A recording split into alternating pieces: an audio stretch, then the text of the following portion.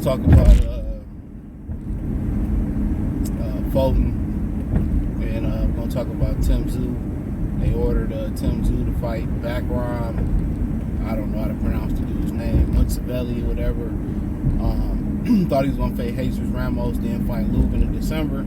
So I don't know where the Lubin fight hangs in the balance of this. So the Lubin might be getting a title shot in December if Tszyu can be victorious, because I heard they had agreement to fight in December. So we'll start off there, then we'll finish off cooking on Fulton. So yeah, I mean, for Lubin, I mean, shout out to him. I mean, for Tszyu, shout out to him. I think a lot of people felt like, you know, he really didn't lose his title versus Sebastian Fundora. Excuse me, a cut made him lose his title. I think a lot of people, excuse me, sheesh. I think a lot of people just felt like, you know, he got a raw deal as far as his title, you know, losing it to Fundora. I mean, he could have just, you know, found a way, told the ref he couldn't continue with the blood in his face, retained his title, and been rematched with Fundora like he was on his way to stopping Sebastian Fundora's, in a lot of people's opinion, in my opinion. But, you know, shit happens. You know, any given Saturday night, Friday night, Thursday night, Sunday night, they doing fights on, it can happen. So, him fighting old buddy, I ain't seen old buddy fight before. I know he's fought on the undercard to some PBC shows. So, you know, I was wondering what was going on with him. I was wondering, was, you know, Charlo gonna try to challenge him? At what point was Spence gonna try to challenge him? I was wondering, was somebody gonna step up and try to challenge him? You know what I'm saying? That's what I was kind of like. Is somebody gonna step up? I mean, he's just hanging in the balance. So they had 30 days to come to an agreement to make a fight. So I know he's had some affiliations with PBC. I know Turkey Al-Sheikh called Tszyu team out, said he don't know what they doing, and maybe this what they had in the works. So overall, you know, it may not be so easy. I don't know if it's gonna be easy or not. But, you know, Tszyu, you know, back in the title shot, and maybe he'll fight Bud, maybe he'll fight the winner, Sebastian Fundora, and Errol Spence. I still think they gonna fight, because I was like, well, one thing we noticed, Errol Spence didn't jump in the ring to challenge Sebastian Fundora. That's what we can say. He did not do that. I mean, Fundora didn't jump in the ring to challenge Terrence Crawford. So, so I mean, shit, there's that. But, you know, nonetheless,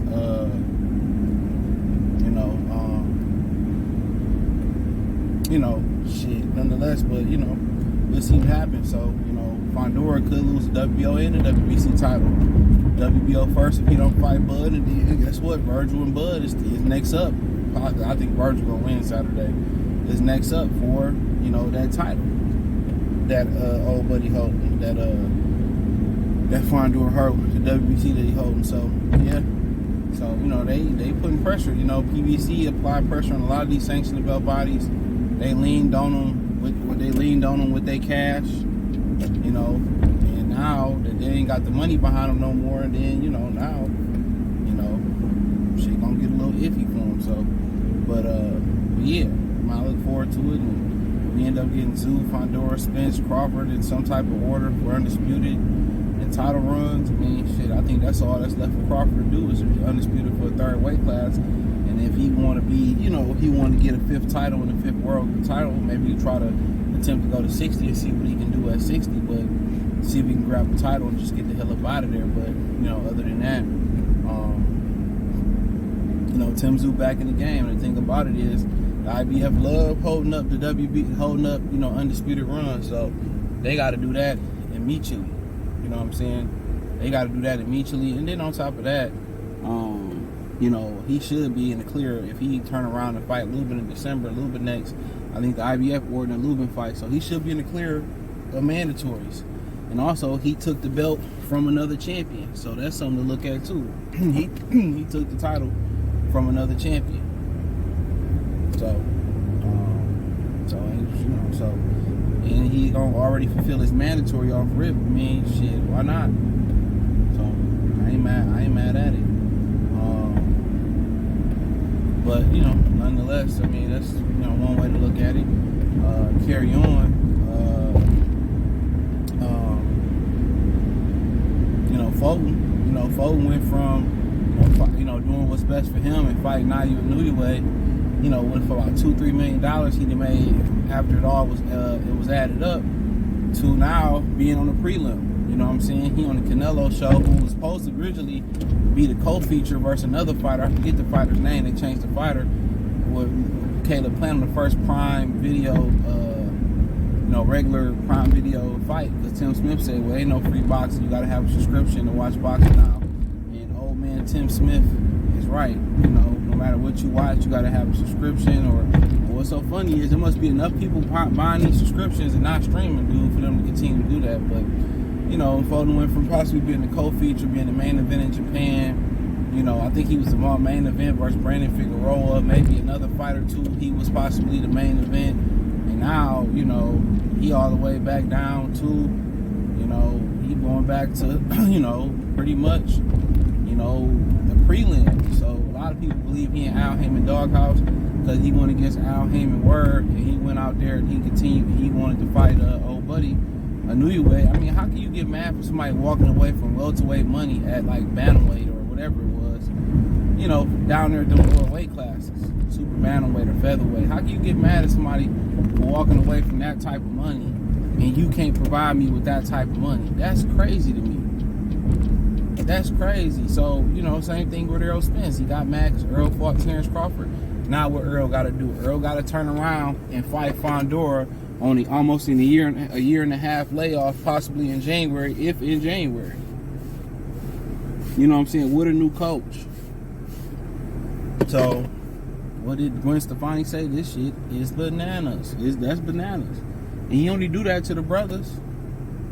He kiss Canelo ass. You know, he be trying to get Canelo to fight a particular fight, and Canelo say no. He let Canelo fight Berlanga, and that's what I talked about on Tuesday Live. He let Canelo do what the hell Canelo wants to do. When it comes to the brothers, when they want to bust a move for themselves and do something for themselves, you know what he do? He turn around and, you know, he penalized them for that. He turned around and penalized them for that. And it's unfortunate.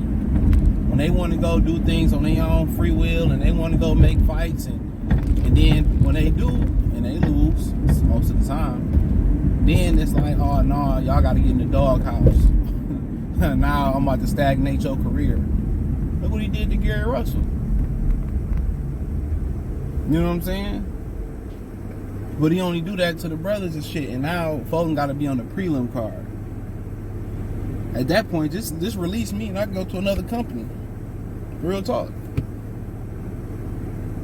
That man did what was best for his pockets. And Al Haymon appears to be mad at him and put him on the prelim, and he up under Rolly, like Rolly that just lost the Pitbull crew. That's wild. That's wild. And a lot of people insinuated when he was on Twitter or X and he put the middle finger up, he was, you know, putting the middle finger up towards PVC and Al Haymon. Now that might not have been the case. A lot of brothers could be reading, you know, wrong into that. You know, maybe that ain't the case, whatever. But honestly, man,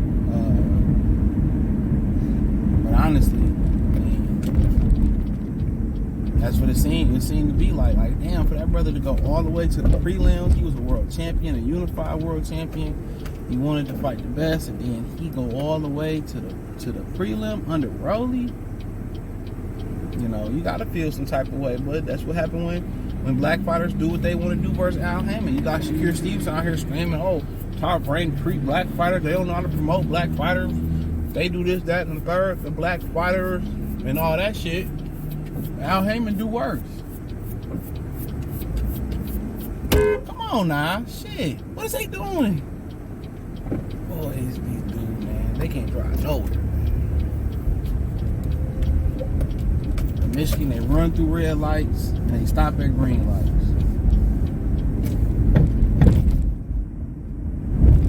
But yeah, it's messed up. But these are the things these fake pro-black channels don't speak on. You know, these are the things they do not speak on.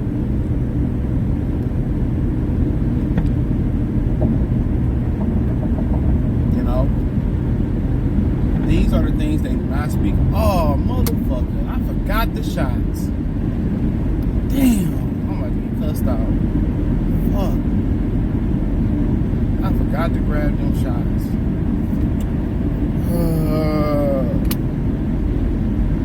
I do not feel like driving back out there. I do not feel like driving back out there. But I will.